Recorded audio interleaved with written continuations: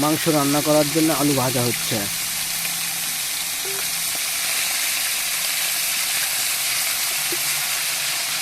এক তরকারিটাও পরে লাগলে ঠিক হয়ে যাবে।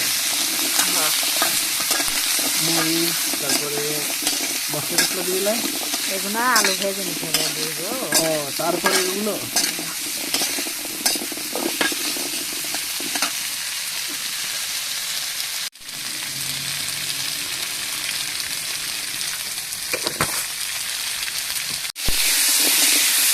নাড়া হচ্ছে। কতক্ষণ লাগতে হবে না?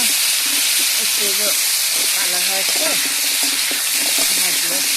দেখি আস্তে ধীরে তেল ফুটতেছে কিন্তু আমার হাতে পড়ছে।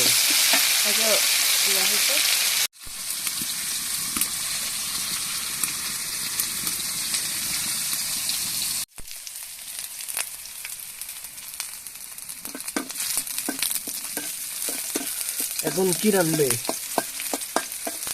মাংস দিবা? পেঁয়াজ ভেজে নিয়ে পেঁয়াজের ভাজি কি লাল লাল হবে?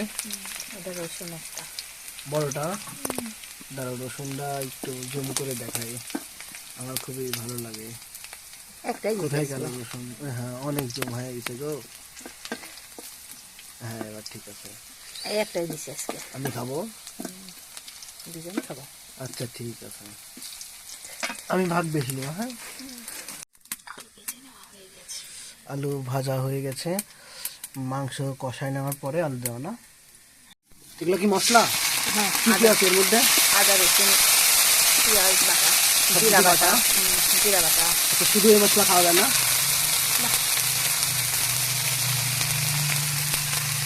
আর কি কি দেওয়া লাগবে তাড়াতাড়ি দিয়ে দাও, ভিডিওতে লং হয়ে যাচ্ছে।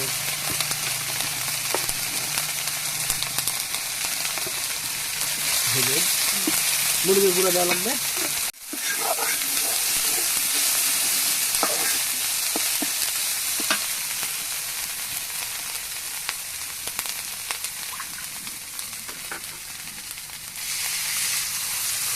ছোট্ট সংসারের ছোট্ট ধুকসা, আপনাদের এলাকার ভাষায় কি বলে সেটা একটু জানাবেন কমেন্ট করে। এগুলো মরিচের গুঁড়ো। এখন হচ্ছে যে মশলা দিতে হবে, মশলা ধুয়ে দিবে। এই ফলের নাম কি?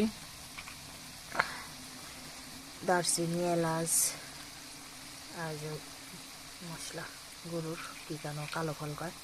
হ্যাঁ হ্যাঁ কালো ফল, এটা দিলে অন্য একটা ফ্লেভার আসে না? মরিচের গুঁড়ো কি খাওয়া ক্ষতি না? না খেলে কি দিয়ে খাবে? কাঁচামরিচ পিষে খাবো। কাঁচামরিচে দেওয়া আছে পিষে একটু। এটা কি কালারের জন্য? তাহলে কি বলতে চাচ্ছে যে এটা কি রং মিশানো আছে? না বাড়ি বাঙালি মশলা রাখা।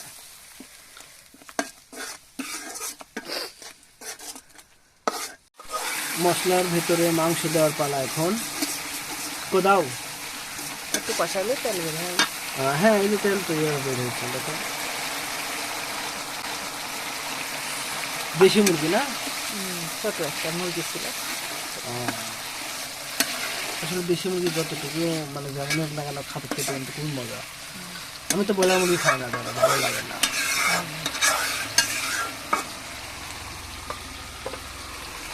শুধু মাংস না, মাংস সাথে আলু ও আছে। এই যে আলু কষানো হচ্ছে। কতক্ষণ চলবে এই কষানো? গোলমরিচ দিলে ও এই যেগুলো তেল টেলা সেগুলো খাই ফেলবে তো মাংস? না রসমরি যাবিনি।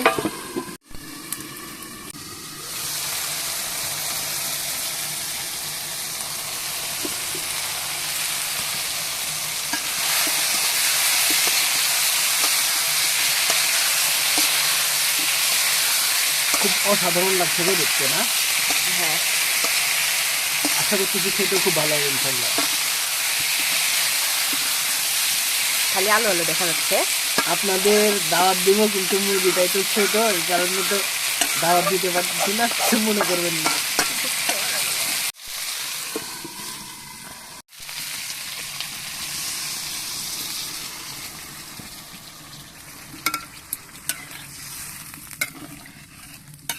ঝোল দিলে পানি কি আর দেওয়া লাগবে? কতক্ষণ হবে? আমার খুব ক্ষুধা লাগছে। এই তো বড় ফুটলেই একটু ঝোল মেললেই হয়ে যাবে।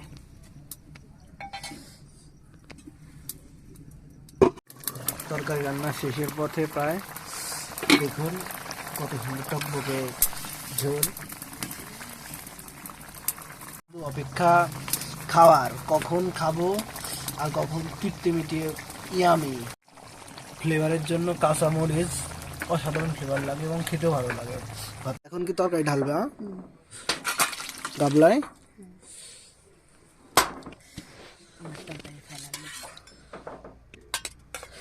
দেখতে তো অসাধারণ, এখন খেয়ে দেখবো যে কেমন স্বাদ। খাবা? হ্যাঁ আমি তো খাবোই। এটা আমি খাবো। নাও লেটস গো, এখন খাওয়ার পালা। বিসমিল্লাহির রহমানির রহিম।